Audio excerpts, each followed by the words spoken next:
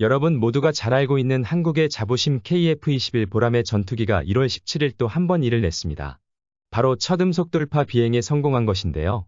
방위사업청에 따르면 1월 17일 오후 3시경 KF-21 전투기가 사천 소재 공군 비행훈련단에서 이륙했고 곧이어 고도 4만 피트로 비행하면서 처음으로 음속 돌파, 즉 우리에게 익숙한 시속으로는 약 1234km를 돌파하여 비행한 것을 확인했다고 합니다. 이는 작년 2022년 7월 시작이 첫 1호기의 성공적인 시험 비행 이후 약 반년 만에 우리나라 대한민국이 이뤄낸 큰 쾌거입니다.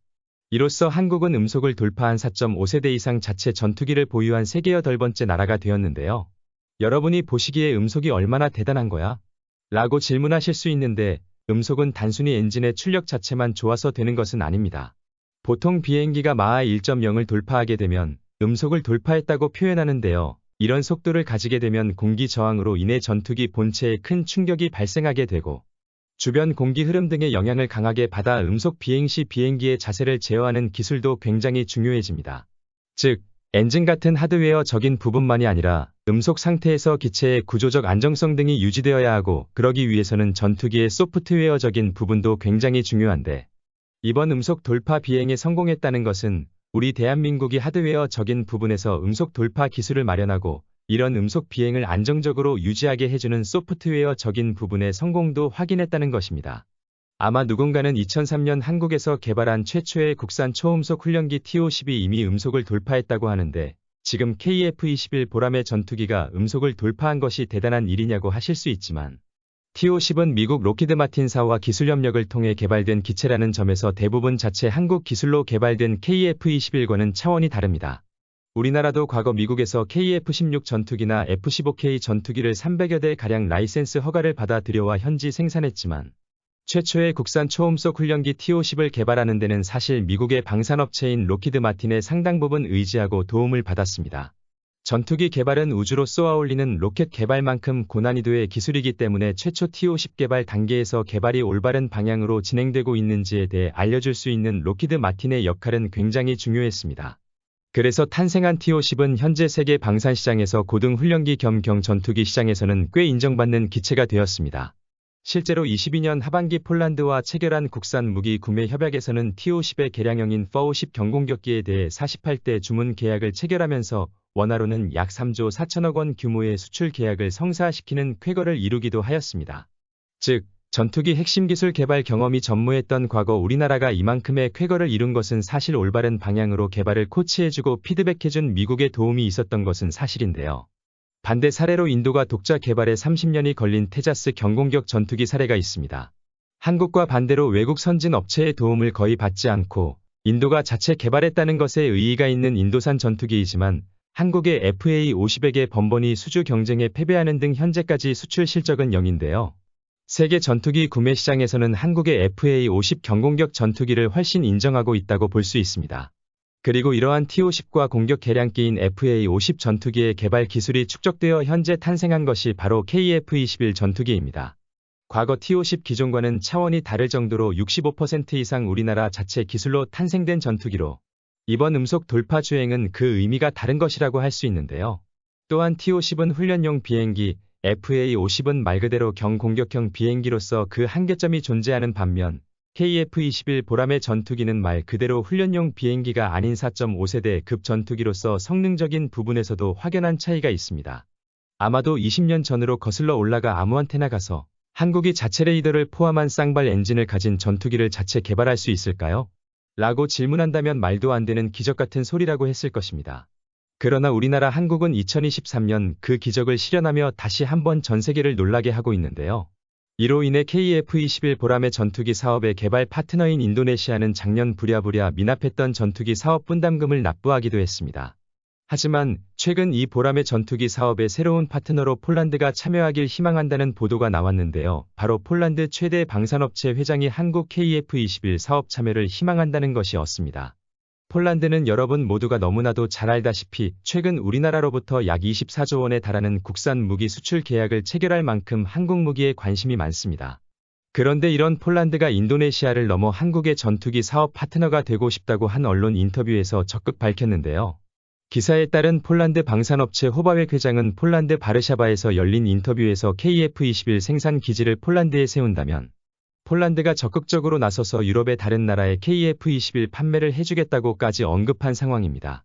즉, 폴란드가 KF-21 사업에 참여하고 싶어하고 동시에 현지 부품 공장 협업까지 원한다는 것이었고, 이는 간단히 말해 우리나라 전투기의 유럽 해외 총판 역할을 하고 싶어하는 것으로 볼 수 있습니다. 이에 대한 효과로 폴란드는 자국 지역 경제에 공장이 들어서므로 당연히 이득이 되는 것이고, 우리나라 한국은 보람의 전투기의 로열티 수익과 더불어 부품의 해외 현지 생산으로 운송시간이나 기타 비용 등을 획기적으로 절감할 수 있습니다.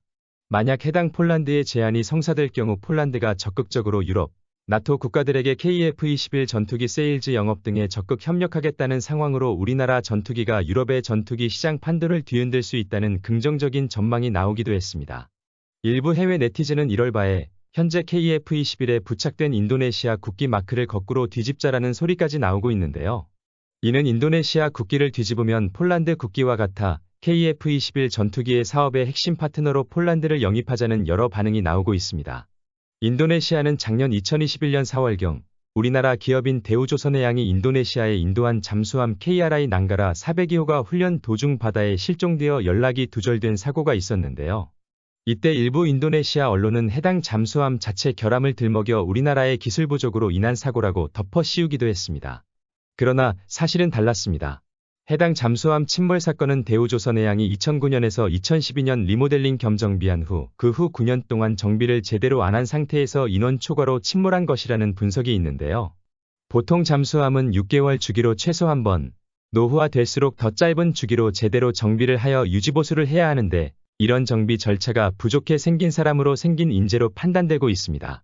이를 볼 때 우리나라의 책임을 전가하는 일부 인도네시아 현지 언론의 반응에 대해 한국을 비롯한 세계인들의 반응은 다소 싸늘하기만 합니다. 이런 인도네시아 일부 여론의 반응이 우리나라로서는 다소 아쉬운 감정이 드는 것은 사실입니다. 다만 인도네시아는 이미 우리나라 기업이 2,000기업 이상 진출해 있고 무역 흑자에서 중요한 부분을 차지하는 나라인 만큼 이제라도 한국과 적극 협력하여 좋은 성과를 만들어 내기를 많은 네티즌들은 바라고 있습니다. 지금부터 오늘 우리나라의 역사를 새롭게 갱신한 KF-21 보람의 전투기와 이에 대한 이야기를 알아보았는데요. 지금부터는 국내외 네티즌들의 반응은 어떤지 살펴보겠습니다.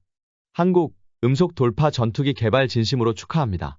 사실 방산에 관심이 있는 사람으로서 2000년대 이후의 전투기나 로켓 개발에서 과연 독자적인 자체 기술을 가진 기술 선진국이 더 나올 수 있을까 개인적으로 의심했었습니다.